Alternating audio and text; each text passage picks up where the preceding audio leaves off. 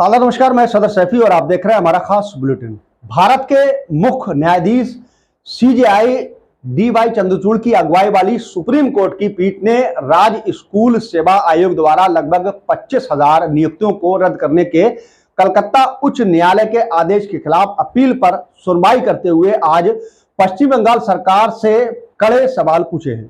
शुरुआत में सीजीआई ने बंगाल सरकार से पूछा कि उनके अतिरिक्त पद क्यों बनाए और प्रतीक्षा सूची वाले उम्मीदवारों को नियुक्त क्यों किया गया, जबकि चयन प्रक्रिया को पहले ही अदालत में चुनौती दी गई थी।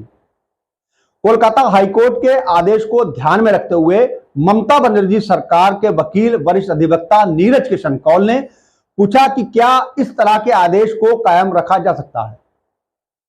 वहीं बंगाल सरकार ने सुप्रीम कोर्ट में कहा है कि यह सीबीआई का भी मामला नहीं है, 25,000 नियुक्त अवैध हैं, शिक्षक बाल अनुपात सब कुछ गड़बड़ा गया है। वहीं बंगाल स्कूल सेवा आयोग की तरफ से पेश वरिष्ठ अधिवक्ता जयदीप गुप्ता ने दलील दी कि उच्च न्यायालय की पीठ के पास नौकरियां रद्द करने का अधिकार क्षेत्र में नहीं है और उसके आदेश इस मामले में उच्च न्यायालय के फैसलों के विपरीत हैं। जबकि सीजीआई चंद्रचूड़ ने कहा कि ओएमआर की शीट और उत्तर पुस्तिकाओं की स्कैन की गई प्रतिष्ठियां को नष्ट कर दी गई। और तो उन्होंने कहा कि सीजीआई ने पूछा कि इतने संवेदनशील मामले के लिए निविदा क्यों नहीं जारी की गई।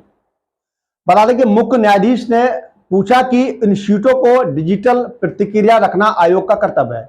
इस पर वकील गुप्ता ने जवाब दिया कि ये एक एजेंसी के पास है जिसे आम आउटसोर्स किया गया था। इस पर मुख्य न्यायाधीश ने सख्त लहजे में पूछा कि कहां सीबीआई को यह नहीं मिला है, ये आउटसोर्स है, उसके पास नहीं है, क्या सुरक्षा प्रोटोकॉल का इससे बड़ा उल्लंघन हो सकता है। केवल स्कैनिंग के लिए काम करा गया है, लेकिन आपने उनसे डेटा रखने के लिए क्यों नहीं कहा। यदि आप नहीं कर सकते हो तो इसे छीन लेना भी एक बड़ी जिम्मेदारी बनती है।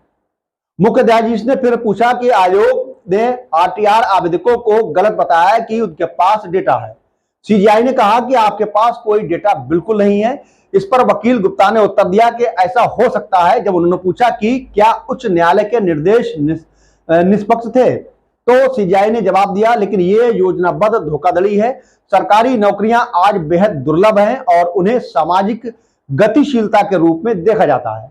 अगर उनकी नियुक्तियों को बदनाम किया जाता है तो फिर सिस्टम को क्या कहा जाएगा। ऐसे में लोगों का विश्वास उठ जाएगा। आप इसे कैसे स्वीकार कर सकते हैं। वहीं आयोग की ओर से पेश हुए वरिष्ठ अधिवक्ता संजय हेगड़े ने कहा कि उच्च न्यायालय के फैसले में आयोग की ओर से अनियमितताओं के बारे में कुछ नहीं है।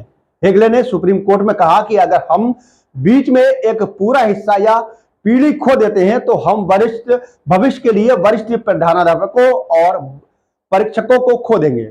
मिलाद ये ध्यान में रखें कि इसमें कई लोग ऐसे हैं कि जो नोटिस नहीं मिला, जिनको नोटिस नहीं मिला।